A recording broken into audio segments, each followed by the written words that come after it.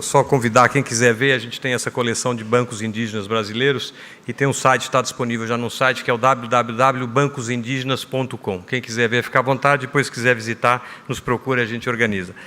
Vamos dando sequência aqui à mesa, convidamos Hamilton Leite, vice-presidente de sustentabilidade do Secov São Paulo, foi membro do Conselho do Fundo Paulista de Habitação de Interesse Social do Estado de São Paulo, 2010 a 2013, e membro do Conselho Municipal de Habitação de São Paulo, nos triênios de 2009, 2012 e 2014, 2016.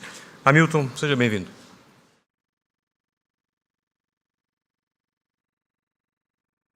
Boa noite a todos. Antes de mais nada, queria agradecer muito pelo convite à Arquifuturo, por essa oportunidade de estar falando aqui hoje. Parabenizar por esse evento de altíssimo nível, né? Especialmente pelo fato de estar acontecendo aqui nessa casa, né? Que é prioritariamente o lugar para discutir habitação, urbanismo, cidades. E parabenizar também a FAO por ter abrigado o evento, né? Eu vou apresentar hoje, o passador está aqui, vou apresentar hoje uma proposta que nós desenvolvemos no Secov para locação de imóveis destinados à família de baixa renda. O Secov, para quem não conhece, é o sindicato que representa as empresas que atuam no setor imobiliário, desde lá do loteador, passando pelos incorporadores imobiliários, as próprias imobiliárias, empresas de vendas, as administradoras de condomínio e os próprios condomínios são membros do Secov. E a ideia aqui é apresentar uma proposta para avaliação e críticas de quem tiver interesse.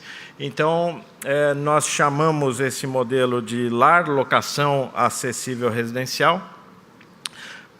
Uma contextualização rápida, nós, como uma das maiores nações aí do mundo, não podemos conviver com uma situação de déficit habitacional de 6 milhões de unidades, e nós todos sabemos que esse déficit está concentrado muito nas famílias de baixa renda. E uma coisa interessante que a gente nota na evolução desse déficit é que o que tem mais crescido é o ônus excessivo com aluguel, que hoje está praticamente metade desse déficit. E uma coisa que nós todos precisamos estar de mãos dadas, abraçados, é que nós precisamos resolver esse problema de déficit no país. A academia, as empresas, o governo, nós temos que buscar soluções, porque não dá para conviver com uma situação dessa. Uma pesquisa da GV calculou que é necessária uma produção de mais de 20 milhões de unidades até 2025 para zerar o déficit e para atender a nova demanda que vai surgir nesse período. Mas como fazer isso? Então, a nossa proposta, ela não considera a opção da propriedade, mas da locação. A propriedade no país é a forma prioritária de habitação, 75% das habitações são de propriedade das pessoas. O programa Minha Casa Minha Vida tem uma produção relevante no país e vai ter nos próximos anos. O problema é que o programa não atende uma faixa da população. Por exemplo, pessoas idosas, pessoas muito jovens sem poupança, imigrantes, famílias com restrição de crédito, e quem não quer um financiamento de longo prazo ou não quer ficar no mesmo lugar para sempre, né? Então, essa faixa da população não é atendida pelo programa Minha Casa Minha Vida. Além disso, nas grandes cidades, como vocês estão discutindo aqui, ele não é viável nos centros expandidos, né? Ele só é viável nas periferias onde o terreno é mais barato. E hoje a gente convive com um problema muito sério de escassez de recursos. Os governos, nos 3 níveis, não têm recursos para investir. Então, a gente tem que considerar isso na nossa equação. Uma opção é a alocação. E hoje nós temos 2 possibilidades: a alocação pública, o parque público, ou a alocação privada. O parque público, nós sabemos que existem muitas dificuldades e, não sei se está aqui hoje, a Simone Gatti, que é pesquisadora aqui da FAO, tratou muito desse assunto na tese de doutorado dela, mostrando essas dificuldades, né? Além da questão da escassez de recurso, uma dificuldade natural do poder público fazer a manutenção desse parque construído, dificuldade muito grande de retomada de unidades inadimplentes, administrar o condomínio e controlar a posse. Então, é natural isso para qualquer governo. E a iniciativa puramente privada não consegue atender o valor necessário para famílias de baixa renda. Então, a nossa opção foi fazer um misto, que é o LAR, para ser um programa complementar ao Minha Casa Minha Vida. E, basicamente, ele está fundado em alguns princípios. Primeiro, o incorporador imobiliário separa a parte do terreno para construir o projeto. A prefeitura concede um potencial de construção adicional para aquele empreendimento de locação. É necessário um financiamento compatível com o fundo de garantia, com juros compatíveis, ou juros de entidades externas, como o BID, por exemplo. E o empreendedor, durante o período de locação, paga só os juros e amortiza no final do período. E o valor do aluguel é simplesmente uma conta que equalize os custos que o empreendedor vai ter no período de locação. E depois desse período de locação, o empreendedor vende as unidades. Então, alguns conceitos: ser desenvolvido pela iniciativa privada, usar o menor valor de subsídios possível e atingir o menor valor possível de locação. Vou passar aqui mais rapidamente.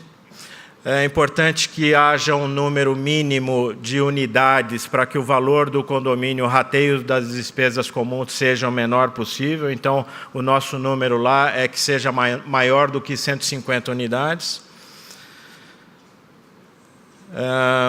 E alguns detalhes aqui que eu vou passar. Uma coisa importante que eu vou puxar o assunto para essa questão, que é a sustentabilidade. Nesse tipo de empreendimento, a sustentabilidade faz muito sentido, porque quem constrói, quem desenvolve aquele empreendimento vai ficar com ele por muitos anos. Então, aquele custo adicional que ele tem de implantação de atributos de sustentabilidade, ele vai recuperar ao longo do ciclo de vida do empreendimento. Então, essas premissas básicas: existência de um financiamento, e a gente tem conversado lá com o Ministério das Cidades para tentar viabilizar isso, e concessão de aproveitamento adicional. Rapidamente, então, o terreno seria desmembrado para uma incorporação imobiliária convencional e para o projeto LAR, mais ou menos. Nesse exemplo, quando, por exemplo, um terreno de 4.000 metros, o empreendedor faria, vamos dizer que seja um coeficiente de aproveitamento igual a 4. Então, o empreendedor teria 16.000 metros de área computável para fazer nesse terreno. Então, ele separaria 1.000 metros quadrados para construir o projeto de locação. Sobrariam 3.000 metros para ele continuar fazendo o empreendimento convencional, a incorporação convencional, e um coeficiente adicional para a construção do LAR. e aí ele mantém o mesmo potencial de 16 mil metros para aquela área que sobrou de 3 mil metros para incorporação convencional. Então, na incorporação convencional, ele vende, constrói, entrega as unidades e termina aquele projeto. No lar, ele constrói, tem um período de locação de 10 anos e um período de transição de 3 anos e termina o projeto. No período de locação, ele paga os juros do financiamento da construção, coloca as unidades para locação com preço controlado pela prefeitura, faz a administração do condomínio, serviço social, gerenciamento do empreendimento e, depois desse período de locação de 10 anos, ele está liberado para vender as unidades a preço de mercado.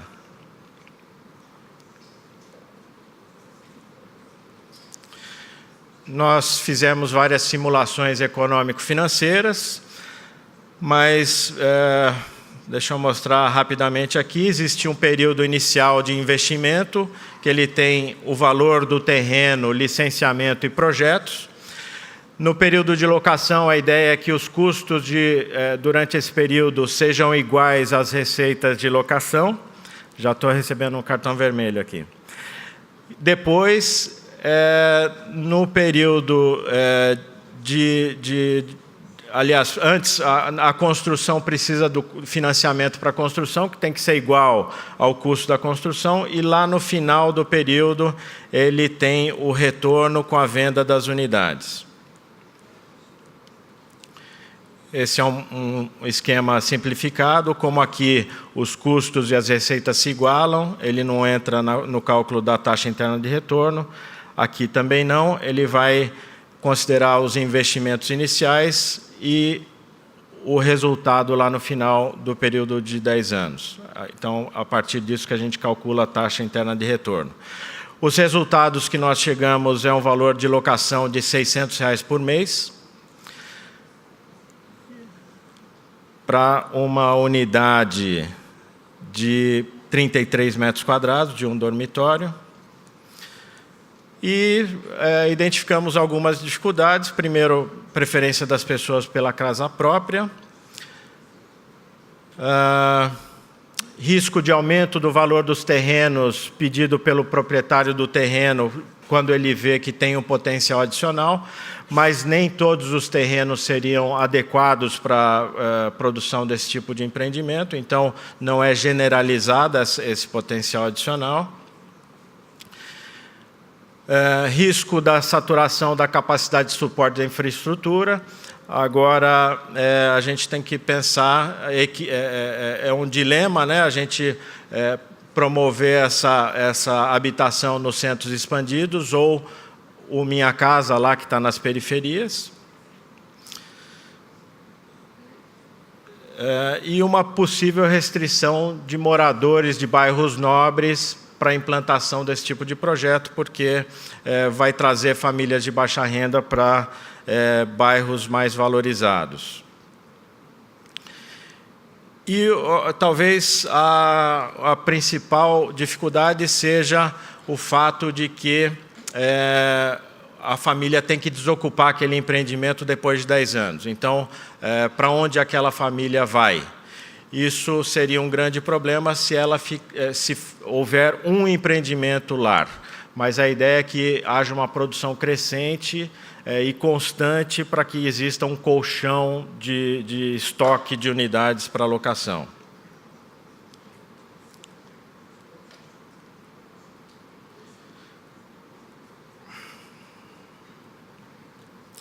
Considerações finais, é fundamental a existência desse financiamento com juros compatível com o Fundo de Garantia ou com recursos do exterior. E a grande vantagem, para encerrar, e talvez seja o ponto positivo mais importante desse modelo, é que ele é tanto mais atrativo quanto maior for o valor do terreno. Então, isso possibilita a implantação de empreendimentos para famílias de baixa renda em bairros mais centrais, em bairros nobres, em bairros valorizados, e eu acho que isso é uma grande vantagem desse modelo. O texto detalhado, infelizmente, está em inglês. Nós escrevemos em parceria com o pessoal da Universidade de Tecnologia de Delft, na Holanda, e ele está nesse link que é bit.ly/lar_, para quem tiver interesse. Era isso, pessoal. Obrigado.